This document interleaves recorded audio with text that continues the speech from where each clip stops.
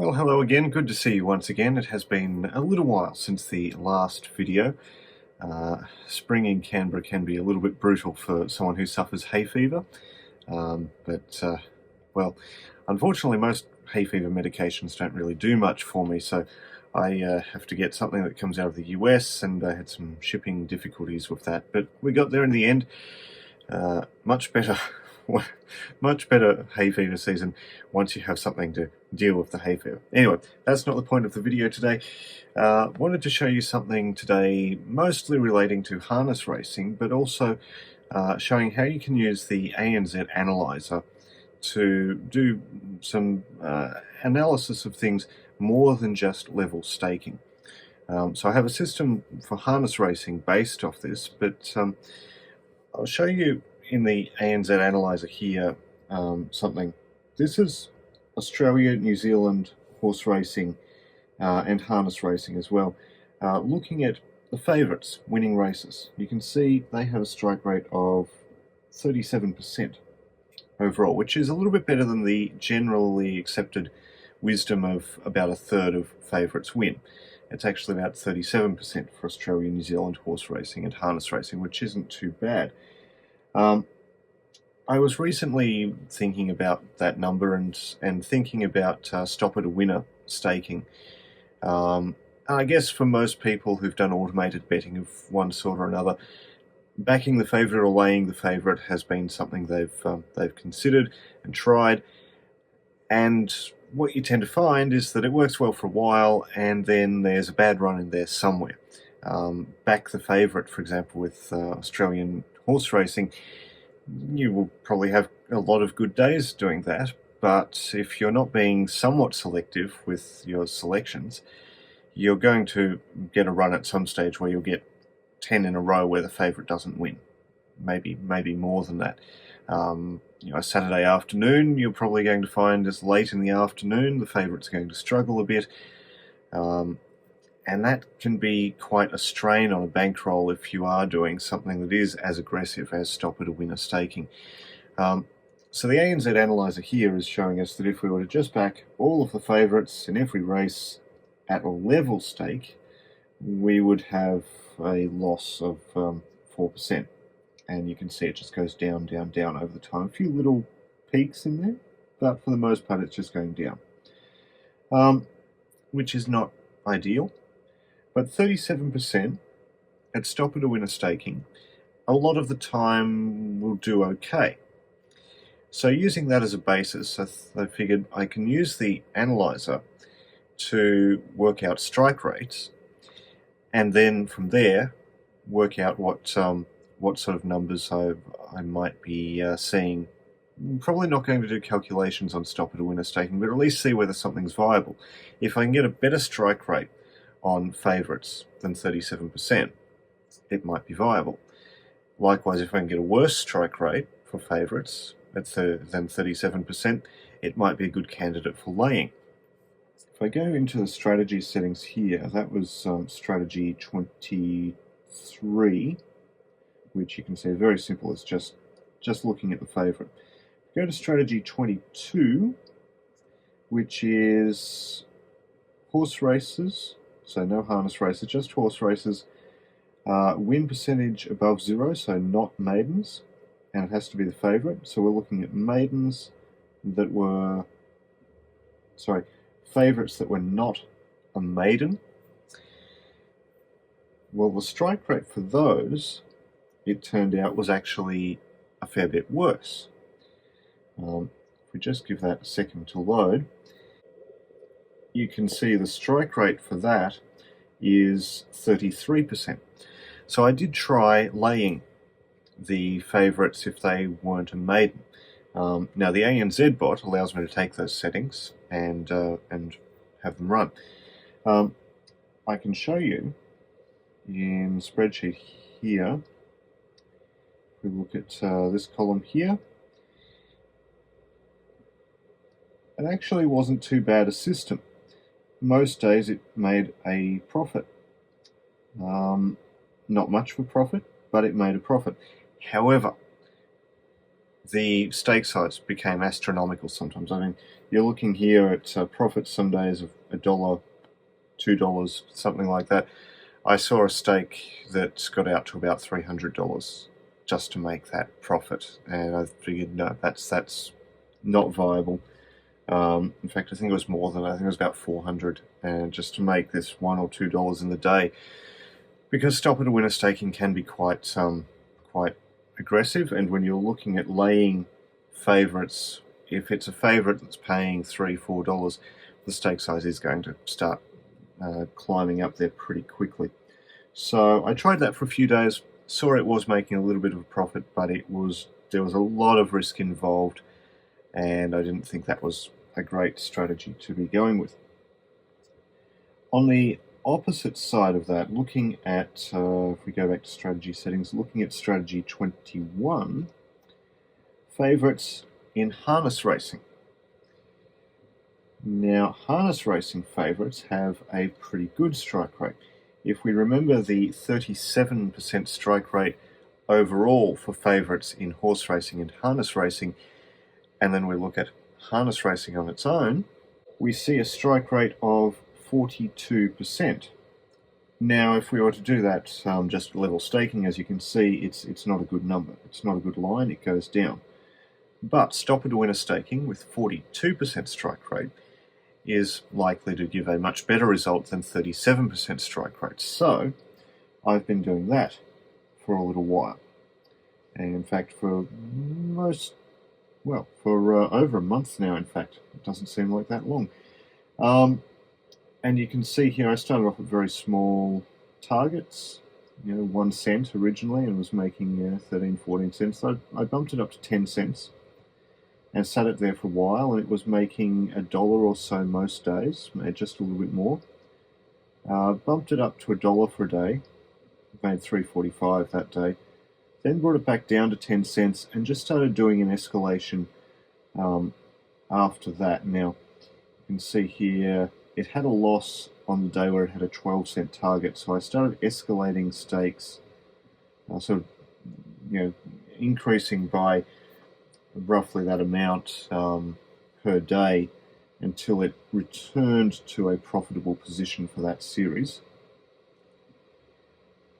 And then just continued escalating it a rate of 10% as my target after each profitable run. And you can see here, it's been going up quite happily.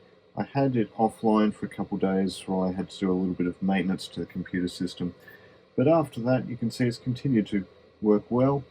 I've now parked it at 50-cent target, and you can see sort of around this area we've been doing $3, $4 per day off a 50-cent target. That's not a huge amount by any means, but look how consistent this is. Through this entire, what are we looking at here? Month and a half almost. There has only been one negative day. One in a month and a half. So it works quite well. So how does that look in the ANZ bot? Well, if we have a look, this is the back one strategy I've got it set up in. I've told it to use Australia, New Zealand, first favourite. We only want a single bet. It's only the one runner. Don't really mind what the price is, anywhere from $1 to $10. If it's the favourite, it's going to be in that range. I've got it going at 40 seconds before the race. I don't care how many runners are in the race. At least $1,000 matched in the market. So some Australian harness races, especially the smaller meetings, especially if they get bumped off to Sky Racing 2 rather than Sky 1, will have less money in them. I'd want at least $1,000 matched in the market. Otherwise, I don't think the odds are necessarily reflective of what the market is actually thinks the favourite should be. So it's just a bit of a precaution there to make sure it's a true favourite. And importantly, allow harness. Now, in some bots, I think the Fave Money bot has the option also to say only allow harness. Well, that's great.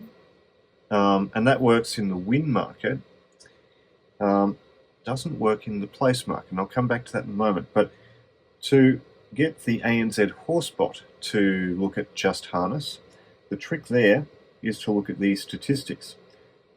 According to the statistics that it gets, the barrier number for all harness racing is 0. So if I look here, for example, I just bring up the stats for a race. Let's have a look at one coming up here, Newcastle Race 1, for example. Let's have a look at the stats for that one. I don't have stats for that race at the moment. Albion Park Race 2. Here we go. Albion Park Race 2, everything is barrier 0 because it is a harness race, as we can tell by the fact that it says it's pace there. Trot or pace, it's going to be a harness race. If we look instead at something that's not a harness race, so Newcastle Race 8, we look at the stats for that, we'll see the barriers are actually listed. Now, why does this work for... Why can the bot, if it has the option to, say, just harness racing, why does that work in the bot for the win market but not the place market? Well, let's have a look at the place market, which I've got set up in back 2. Where does it say what sort of race it is? It doesn't. It just says to be placed. Unfortunately, the information that comes out of Betfair for the place market isn't as descriptive as the information that comes out for the win market. But the bot, because it's using statistics, I've set it up to use statistics to determine whether it's a harness race or not, it can see that. So we look at, for example, this race here, Albion Park. Oh, that's the one I didn't have stats yet. Mildura. There we go, again. Even though we're looking at the place market, the stats are the same, so we see barrier 0. Which takes me to where I was here with the place market, and I've been looking at this to run a place as well, and you can see I've only been running this for, well, it's almost a month now, and let's see, there's 1, 2, 3, 4. 4 negative days in almost a month. It is making much smaller amounts, but still, it's actually not all that much smaller compared to the win market. You can see here when we're looking at 10-cent targets for the win market, we were looking at about $1 a day, maybe just more was an average number here. At 10 cents target on the place market, it's about half. Probably, 50, 60 cents seems to be an average positive result. So, the place market, what's the strike rate in the place market? Well, it is obviously going to be better than the strike rate in the win market. The ANZ Analyser doesn't have the ability to tell me that by itself automatically, but we can do a calculation here. So, we can do a search. This winner column here, listing all of the qualifying runners, will tell us, did it win, did it lose, did it place? Now, this is going to underestimate the place market a little bit, which ones run a place, because some that run a place don't get listed as running a place, they get listed as a loss by these statistics, so it's going to underestimate, which is perhaps not ideal, but also not a bad thing in this case, because we know if we look to see how many it says have run a place, we can look at that and see, well, actually the rate's going to be a little bit higher than that, and therefore have a bit of confidence that we know what our minimum strike rate will be, we know it should be a little bit higher. So if I do a search in this column, which we can do in Excel, we want, I want to look down search by columns, match the entire cell contents is really what I want. It doesn't really matter whether I'm searching by columns or not. The only place in this spreadsheet where I'm going to see the letter P being the entire contents of the column, the entire contents of the cell is in this column. And what I want to do is find all. That's going to take a few moments and look through that entire list. And here we go, 1,740. So we have 1,740 have run a place, 2,603 have won, which gives us a total of 4,343 running in place. Of our 6,210 favourites, which gives us a strike rate of 69.935587, etc., percent, which for the place is pretty good. Now remember, the place is going to pay a fair bit less than the win, so a good estimate is probably about a quarter. Don't have the start menu open. So you can see just looking at this that the place market is going to be paying a lot less. In fact, if we go into the bot again and just have a look at some results from back 2, there haven't been many yet today because it's the daytime races tend to have less money in them than the nighttime races, so there's only been a handful. We can see here this race at Gawler earlier today for the place. It was successful, but it only paid odds of $1.49, which is all right. In fact, I think that is so far the only one for today, but there'll be more later because I think there's only one daytime harness meeting today. There's 3 or 4 tonight. So Australia and New Zealand harness meetings tend to work quite well in this way on a stop-at-a-winner basis. Now, incidentally, the numbers I've just given you for the place is not actually quite what I'm doing here. I'm actually not looking at the favourite to run a place. I decided I wanted to go to second favourite. So let's go to the strategy here and let's change the favourite here to second favourite and reload strategy 21. The reason I wanted to go second favourite was just to increase the price a little bit. The odds available on favourites tend to be quite low in the place market, so I figured second favourite's going to run a place a reasonable amount of the time, so I might as well use that as instead. So here we see for the second favourites 1,307 of 6,209 of them have won. 21% strike rate to win the race. Not great, but let's have a look and see how many ran a place. So we'll do this search again. Find all for the letter P. And we should see a better number there. Now that's 2,089. So let's run those numbers. 2,089 plus 1,307. Let's divide that by 6,209.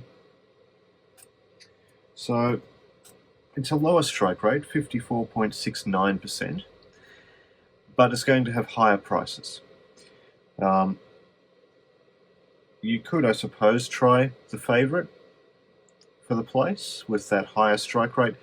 I suspect the prices would be a little bit of a problem because a lot of them are going to be very, very low. A lot of them are going to be around $1.04, $1.10. It's going to be quite low. So for stop-at-a-winner staking, I think that's going to be a little bit difficult. For second favourite, it tends to work pretty well. If we have a look in the bot and see how that's set up, pretty much the same deal. I've allowed the maximum price out to $20. So we're set up here with place market, Australia, New Zealand, second favourite. Again, looking at $1,000 minimum match. Now, the place market has less money in it than the win market, so you're going to get fewer races matched, fewer races where you're able to get a bet on.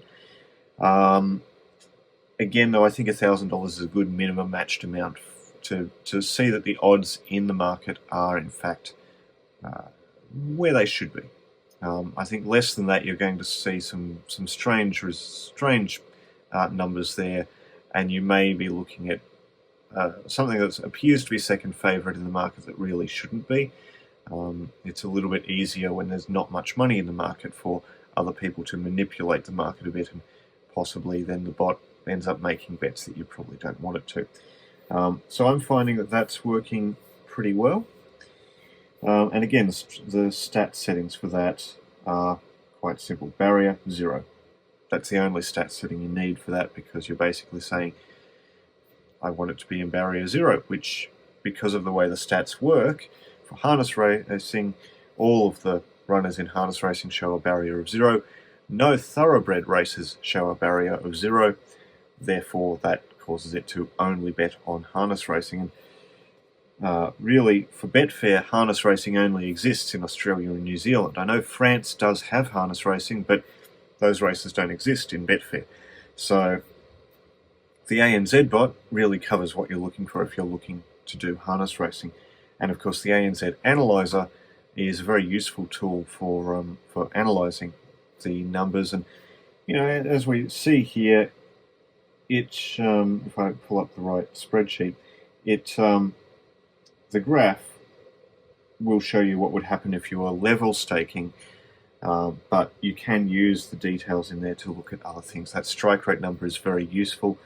You can see a lot of results and what sort of prices they were paying, and you can always do a rough estimate of what the place price would have been.